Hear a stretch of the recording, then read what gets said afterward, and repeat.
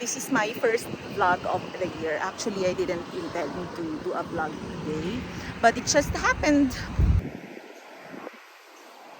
I had an episode of allergies. Actually, I don't know what to call it. Overnight, it's like all over my body, hives. It doesn't really show here, but I've got it. So anyway, my mother told me to go buy antihistamine, and here I am. I bought antihistamine over there, and then I wanted to buy something from Ice Cream, which is a fast food here, but they open at 11 o'clock. So what to do?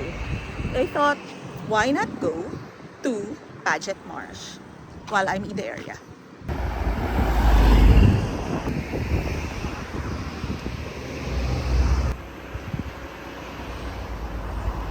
When you see Scooter Mart, that's your sign that you're in the right place. I actually went here last year, maybe sometime in spring, but it wasn't open then. I'm not sure if it is open now. I mean, come on, it's been what, 9 months since it closed for renovation or whatever. I think it's open. It's because the fence is no longer there. Look at that hedge. Hedges are very popular here. Not sure if this is hedge of Gumamela. But anyway, let's continue on.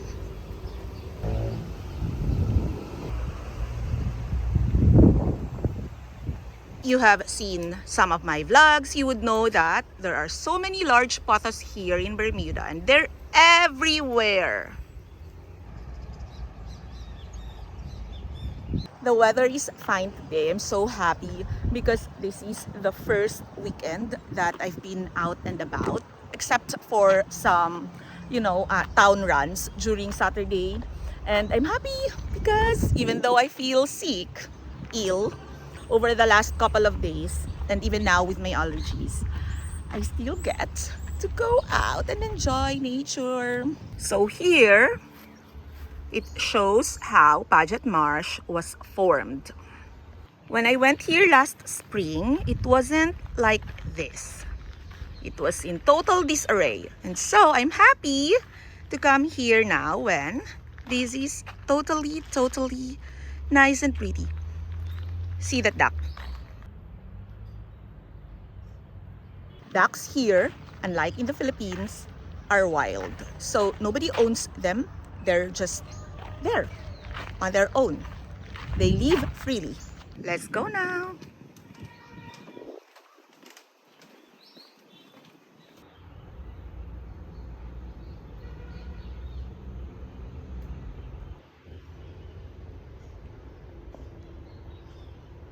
I'm not sure if this is a good idea because I'm not really well and all of that. But if I get sick here, at least it's a different illness, right? From the allergies and the fever and all that. Well, anyway, I'm already here, so let's go.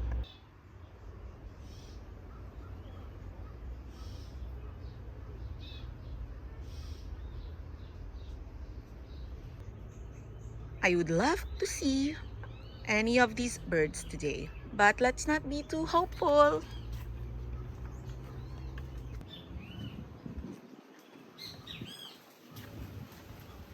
This is supposed to be a marsh, and some time ago, I think there was water here.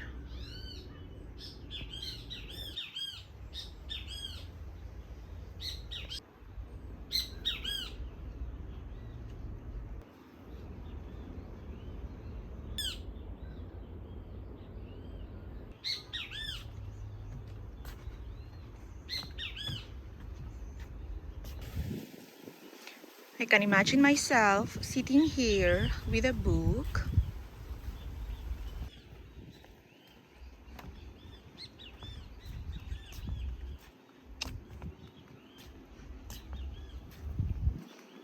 I don't know what this plant is. It's everywhere. Hope my mama, Mama Tutong and Tita Vicky watches this vlog and would tell me what this plant is. It's really nice here. I wonder if Bermudians, the locals, And also the people who come here to work ever go here. I don't know, because I asked my colleagues before and they're not even familiar with this place. Okay, so there's sawgrass here, and it's not what I showed you earlier. This is sawgrass.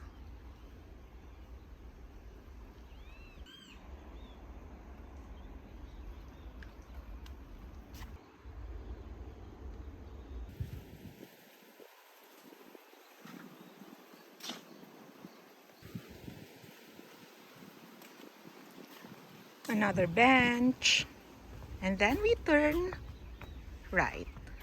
So maybe this is the end. I actually thought this place would be bigger, like wider. Oh, it is. It is indeed. But the area where people can walk is just not that big. Which is okay because it's very important to retain the sanctity, I don't know, of the nature. Okay. It's fine. So that's the end of it.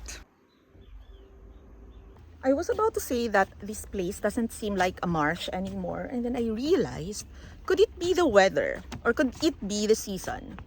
Because this is winter time and there might not be a marsh during winter, but this might have waters on other seasons. I don't know. Time to go back and wait for Ice Queen to open. Seen a few birds, but they flew so fast I couldn't determine what type of bird they are. So this is it for today's vlog. Thank you for watching.